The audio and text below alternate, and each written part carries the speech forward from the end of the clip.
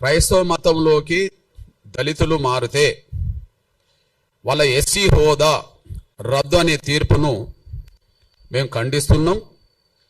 దానిపై బలమైన నిరసన కూడా వ్యక్తం చేస్తాం.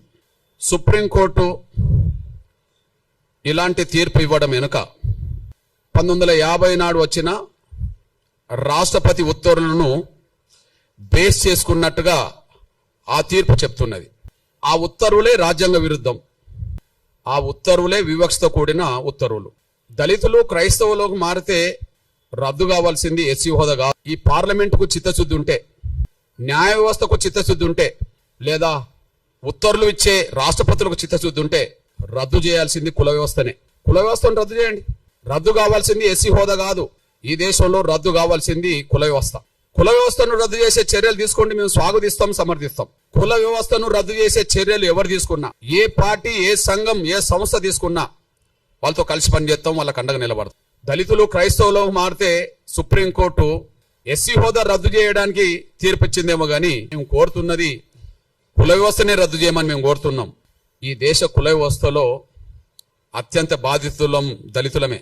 ఈ దేశ కుల వ్యవస్థలో అత్యంత బాధితులం దళితులమే. పశువుల కంటే హీనంగా చూడబడ్డది ఈ దేశంలో కుల వ్యవస్థలో దళితులే. ఈ దేశంలో ఉండబడే ఇతర వర్గాల పౌరులకు ఉండబడే హక్కులు, స్వేచ్ఛ లేనిది దళితులకే. కాబట్టి కుల వ్యవస్థ బాధితులం కాబట్టి, కుల వ్యవస్థలో ఎక్కువ బాధితులం కాబట్టి ఈ దేశ కుల వ్యవస్థలో బ్రాహ్మణేతర వర్గాలన్నీ బాధితులే. అయితే ఒక్కొక్క వర్గం మీద, ఒక్కొక్క కులం మీద కొంత మేరకు వివక్షత ఉంటుంది. ఏ రెండు కులాల మధ్యలో సాంఘిక సామరస్యత, సమానత్వం లేదు. కానీ అన్ని కులాల మీద ఆధిపత్యం, గౌరవం పొందుతున్నది బ్రాహ్మణ వ్యవస్థ. ఈ బ్రాహ్మణ వ్యవస్థలో అత్యంత పీడిత వర్గం ఎవరు? అత్యంత వివక్షత గురవుతున్నది ఎవరు? అత్యంత బాధితులు ఎవరు? పశువుల కంటే హీనంగా ఈ దేశంలో ఏ వ్యవస్థలో చూడబడ్డం దళితులు, కుల వ్యవస్థల వాళ్ళు. అంటే ఈ దేశ కుల వ్యవస్థలో అత్యంత బాధితులం దళితులం గనక ఆ దళిత బాధితుల వర్గం నుంచి మేము మాట్లాడుతున్నాం. కుల వ్యవస్థను రద్దు చేయండి.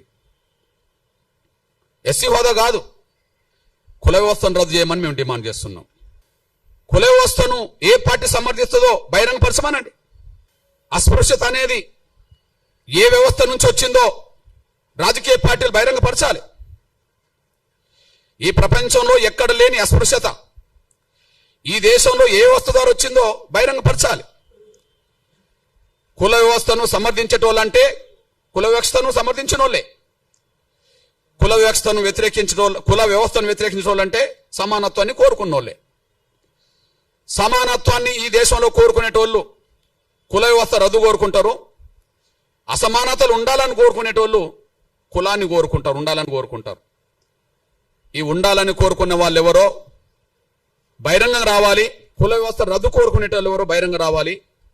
అది సంస్థలైనా, వ్యక్తులైనా, రాజకీయ పార్టీలైనా ఎవరైనా ఈ విషయంలో బహిరంగ రావాలని డిమాండ్ చేస్తున్నా.